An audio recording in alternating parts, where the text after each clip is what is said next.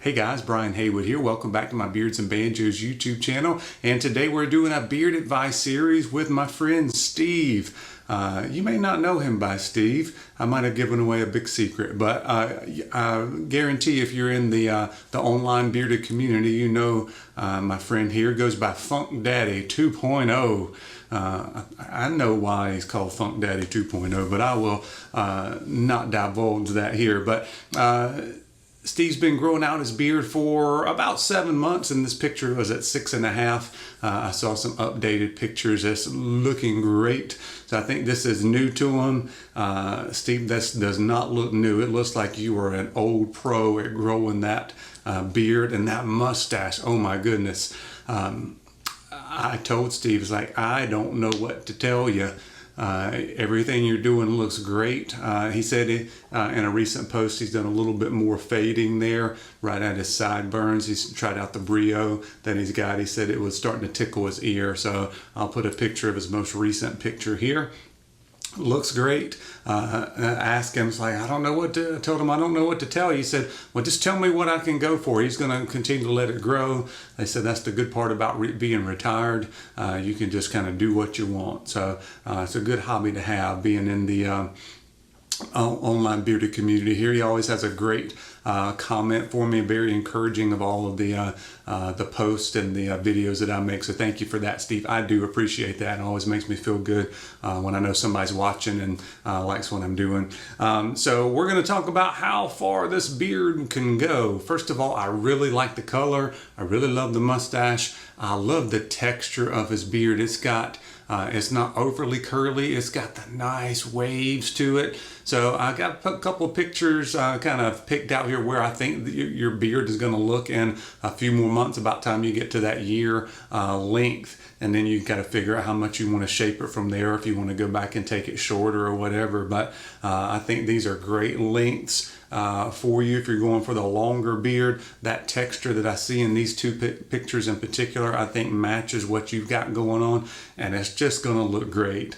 When I was doing some Googling about, long white beard kind of thing, there was something that would pop up that was like you could buy it was like part of a costume. It was like the wizard beard or something. I was like, that's pretty much what Steve's got. He's on his way to that with the texture in his beard. So keep that going. I'm not going to give you a whole lot of more advice on shape or anything like that, because right now you're in the growing phase. You want to see where you can take it. So I highly recommend that you keep on growing as far as that goes. If you haven't, I know since you're kind of newer to the community, I'm not sure if you went back and watched any of George Bailey, the Sultan of Silver. A couple of years ago, he grew out his long white beard and had a lot of weekly updates and stuff on that. So if you're interested in checking out some of his videos, he is a hairdresser by trade, so he's got a lot of little insights. So if you haven't done that, you may want to. He's got to change this over the past year, changed his channel and what his focus is, less on beards and more about other things. But you can go back and take a look at some of those classic Sultan of Silver videos.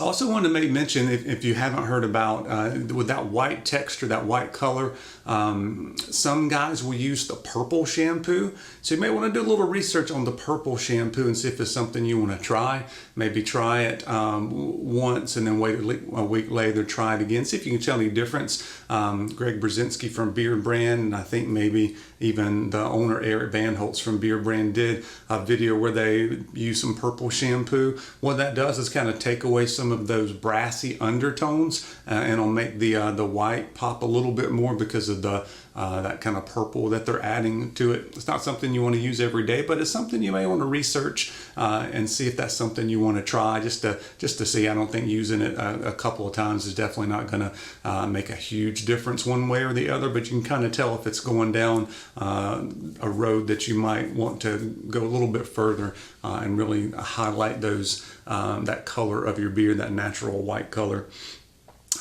So since your beard is in a growing phase, and I'm not giving you a lot of details about that, for your beard, I got a couple other things I can suggest. One of them is possibly changing the style of glasses. because now that you're growing this beard, it's like your face is elongated. So you kind of got pretty small glasses when it doesn't have rims or anything on it. So might be a good time to go check out some new glasses. Take some selfies while you're in there, or have somebody else go in there with you and you try on some different shapes. So the round shape or the square shape or more of the rims on it. Just try some different ones. I actually found a photo app where I could put a couple of different styles on you. Not all the ones I wanted to try.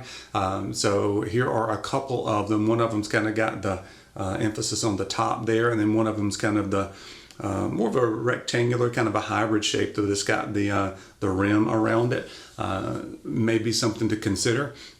I also think you may want to try the round ones. And if it's like me, when I started trying on hats and trying on different glasses and have this beard, I kind of felt like I was playing dress up, and kind of in a weird way. It's like I'm kind of changing. I'm not really changing my personality, but I'm changing my whole vibe and the whole way I look. That's just kind of part of your journey when you grow a beard. It does change the shape of your face, so that means kind of other things can change, and things that you may not have considered or may not have liked in the past, you may like now.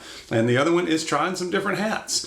I had that same app, and I tried to find some nice hats. I really couldn't find any that were really nice, but you can always go with the Santa hat. 'Tis the season, getting close. The top hat I thought looked really good. No, but seriously, you can, and I don't really wear hats a lot, but the more I have this beard, the more I'm getting into that. It kind of balances stuff because you have this down here, you get a little something different going on the top, even though you've got that beautiful round bald head, which looks great. Bald and bearded is a really good combination. But if you don't have any, try your ball cap, a trucker style, something like that. And I've come to where I love the old man flat hats. You have some that are a little more traditional, where this part up here is a little bit wider, a little bit flatter here, or ones that's more like this, which is a little bit more shaped. I think this may be called a scally, a Boston scally, but it's a little more rounded through here, and then just a smaller bill on it. So things to try, especially winter time coming. Try some different hats, try some different glasses, see if you can find something that you really like. And it's a little bit out of your comfort zone, but you kind of have to embrace it, because you've already embraced the change here that's changing the shape of your face with your beard. So try some different glasses, try some different hats, possibly try that purple shampoo. Other than that, keep on doing what you're doing. You've got to be taking great care of that. That beard looks so soft and wavy. So I love it. But anyway, hope this gives you a little bit of food for thought there for Steve. If you have any comments or suggestions for Steve, put them down in the comments, guys. And as always, I appreciate you watching. We'll see you on the next video.